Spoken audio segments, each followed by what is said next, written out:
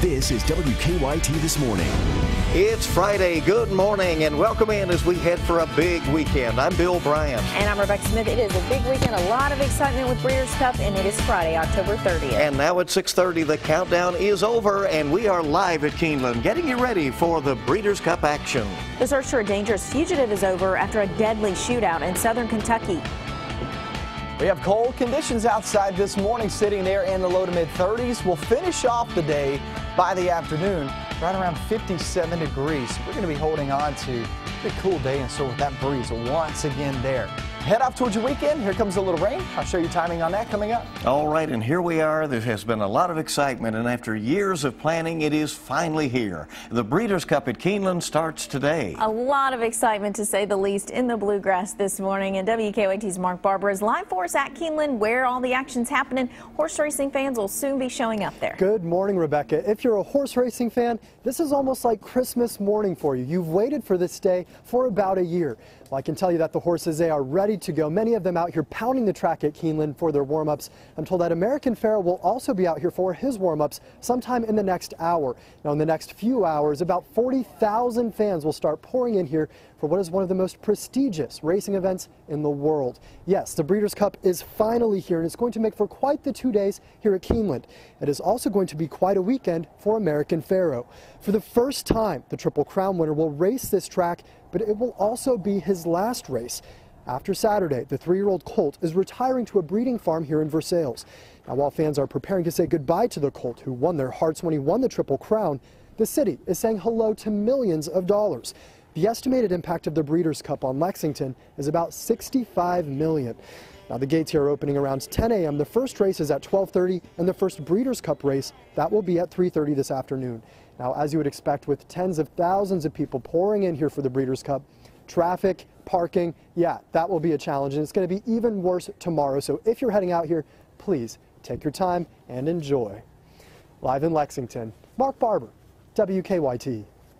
All right, you don't have to ask twice. I think people are certainly going to enjoy all of the action there and off the track. It'll be a fun one. Downtown Lexington going to be a lot busier than normal. Vendors, bands, a big crowd filled the streets last night. It's all part of the Breeders' Cup celebration.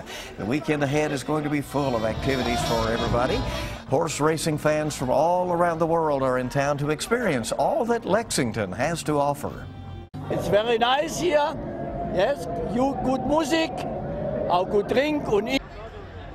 Some people are actually renting out their homes because all of the hotels are fun. Love the accent there. Well, we have expanded Breeders' Cup coverage for you throughout the day. Join Dave Baker, Dick Gabriel, Deanne Stevens, and Jennifer Palumbo for Championship Friday at the Breeders' Cup. You can see that from noon until 3 on the CW Lexington. We'll be live from Keeneland with races and special guests, and of course coverage throughout the day on WKYT News. Well, in other news, state police say the search for a dangerous fugitive is now over. Convicted rapist Floyd Cook was shot and killed overnight in Cumberland County. WKYT's Michelle Chamberlain is at our live desk with the details on this.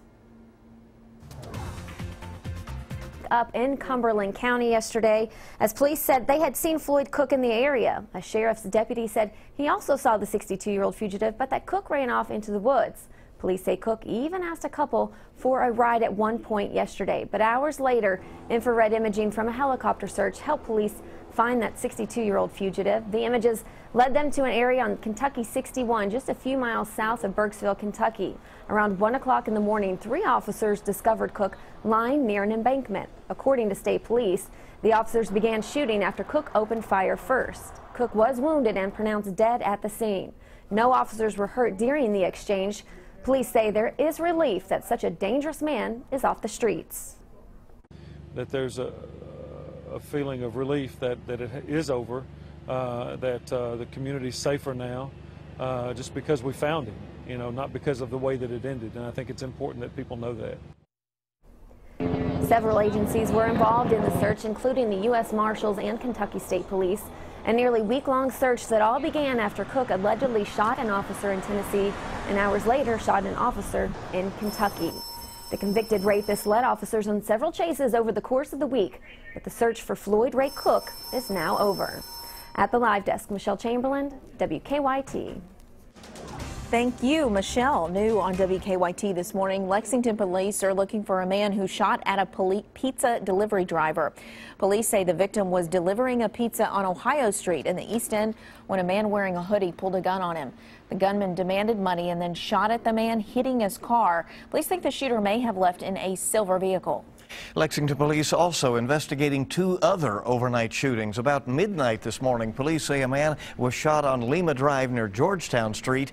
The victim says 5 masked men robbed and shot him.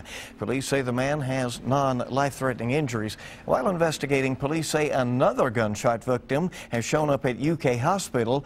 He said that he was robbed on East 2nd Street. Police say they don't think the shootings are related, and they're pointing out to us that neither victim is cooperating. New on WKYT this morning, a Winchester man is in jail accused of trying to rob a store in Lexington. Philip Genter facing 4 charges, including robbery. Lexington police say he tried to steal items from the Target on West Reynolds Road, and when employees tried to stop him, police say he threatened to kill them. Genter will be arraigned this afternoon. New this morning, a man was shot and it is in the hospital after police say he stole an officer's cruiser. Police say they started chasing the man who was on a 4-wheeler in Centertown about 45 minutes south of Owensboro. That man then stole a deputy's cruiser.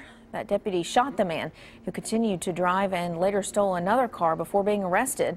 State police say he will be charged once he's released from the hospital. And police charged a man with murder months after a deadly crash in Lincoln County. Police charged Brady Henderson with murder and contempt of court. On July 7th, Henderson's car flipped over along Highway 150 near Stanford. A passenger, 19-year-old Jacob Miller, was killed. Police think alcohol played a role in the crash. A Knox County couple accused of abusing their baby says they are not guilty of the charges. Kenneth and Jessica Hooker were arraigned on first-degree criminal abuse. Police say social workers noticed that their 5-month-old daughter had severe rashes, and doctors say she only weighed 7 pounds.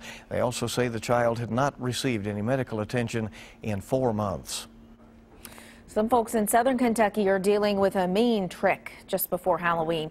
A Lincoln County man says someone damaged a Halloween display that grabs a lot of attention in the neighborhood every year. The vandalism was caught on camera. Bill Hurt creates this massive Halloween display every year, but this year someone stole several masks from the display.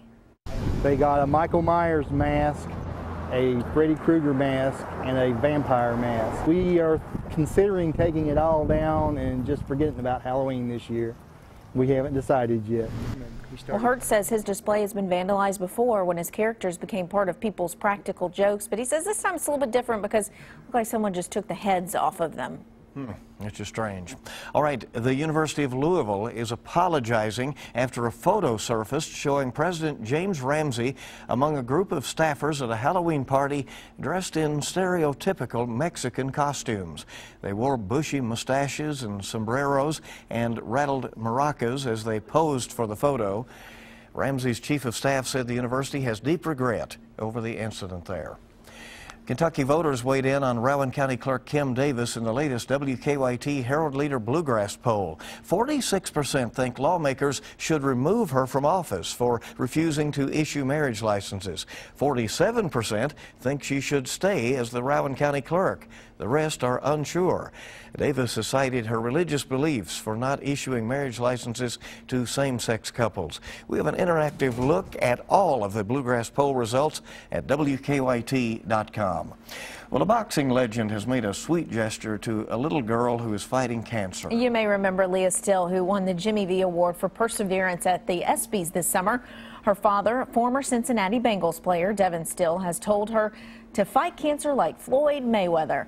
When the famous boxer heard about this, he sent little Leah an autographed glove to keep and another to auction off to raise money for cancer research. I love seeing any story that updates her progress, and hope she's doing well. We certainly do, pulling for her, and it's good to see a tough guy doing something very tender there, reaching out. All right, time this morning is 6:40, 20 before 7. The Breeders' Cup isn't the only big thing happening this Halloween weekend. Trick-or-treating as well, and then there's also the UK football game. Yeah, the Kentucky Wildcats, coming off 2 losses in a row, will have a tough test against Tennessee tomorrow night at Commonwealth Stadium.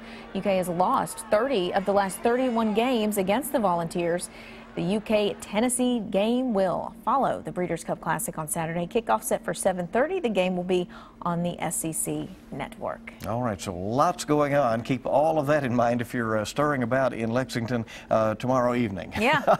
Well, let's get a check of traffic, see how things are moving on the roads right now. Yeah, it's busy this morning already. Let's go out to Officer Don and check on live drive traffic. Don? Hey, good morning. So we get a live look at traffic flow this morning to give you an idea of what's happening around Lexington and for folks headed into Lexington from our surrounding areas. Traffic's okay on the interstate, not seeing any major problems right now, even on Nicholasville Road inbound from Jessamine County in pretty decent shape. Now later we're going to see construction. They're actually working that now, but it's pretty light there at Todd's Road and Hayes Boulevard as they continue the widening project from Forest Hill down to Todd's Road. So that will continue as well. Now as far as Keeneland traffic's concerned, that's going to kick in later this afternoon. We're good to go through there at the moment, but police will be set up as needed to get us through as for all the Breeders' Cup festivities.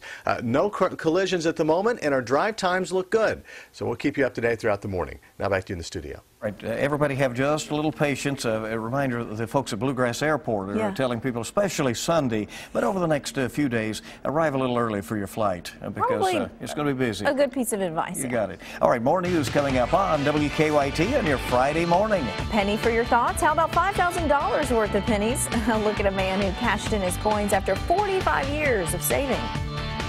Very cold start to the day. We get into the afternoon. Still on the cool side, but it's all about that rain for your weekend. Will it wash out trick-or-treating? That's the question. I'll show you that coming up in just a few minutes.